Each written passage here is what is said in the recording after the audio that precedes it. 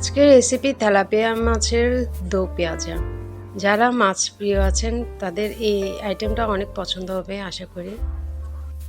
এখানে আমি তেলাপিয়া মাছ বড় বড় সাইজ করে কেটে নিয়েছি এবং কানের অংশগুলা এগুলোকে আমাদের চিটাঙের পাশে ফুলা বলে, এগুলো আমি ভালো করে খুলে ধুয়ে নিয়েছি। এখানকার প্রচুর ময়লা থাকে।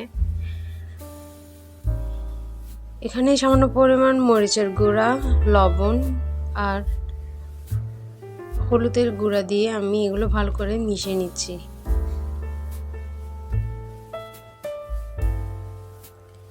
এগুলো ভালো করে মেশানো হয়ে গেলে এদিকে চুলা জ্বালালাম এবং একটা কড়া বসলাম, দিলাম সয়াবিন তেল। এগুলো যখন গরম হবে সে পর্যায়ে আমরা 2-3 টুকরা মাছ গরম তেলে ছেড়ে দেব।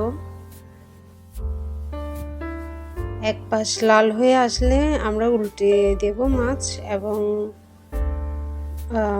অপর পাশটাও ওভাবে লাল করে ভেজে নেব।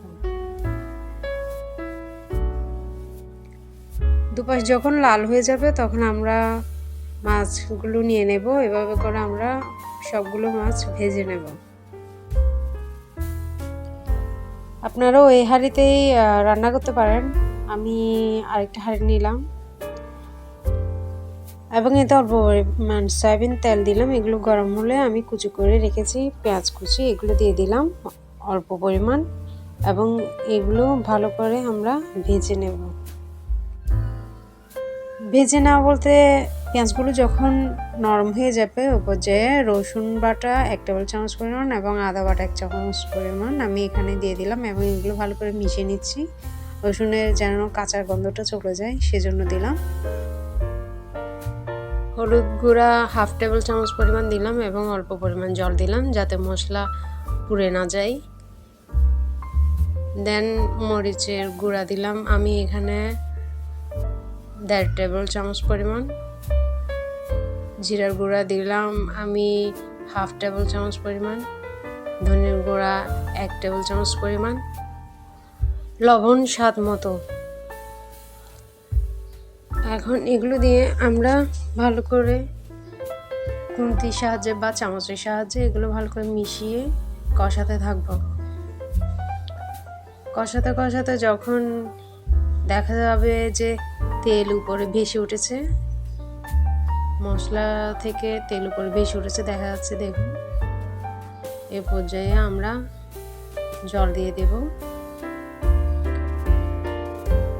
মোটামুটি 3 গ্লাস পরিমাণ জল দেব এবং এগুলো ভালো করে মিশিয়ে নেব।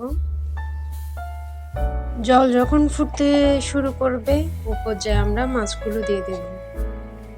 এখানে 4-5 করে দিচ্ছি যাতে একটার সাথে আরেকটা লেগে ভেঙে না যায়।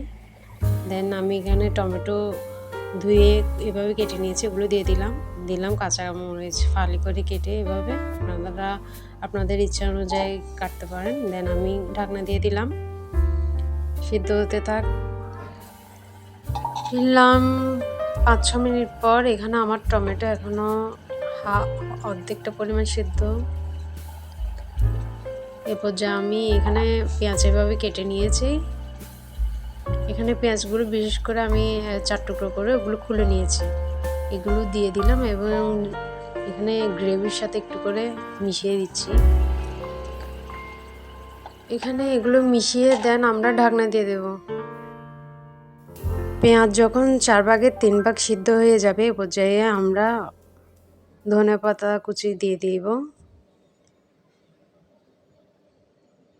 দেন আমাদের রান্না শেষ। বাসায় ট্রাই করে দেখবেন এবং এন্ড স্ক্রিনে আমাকে সাবস্ক্রাইব করতে ভুলবেন না। ধন্যবাদ।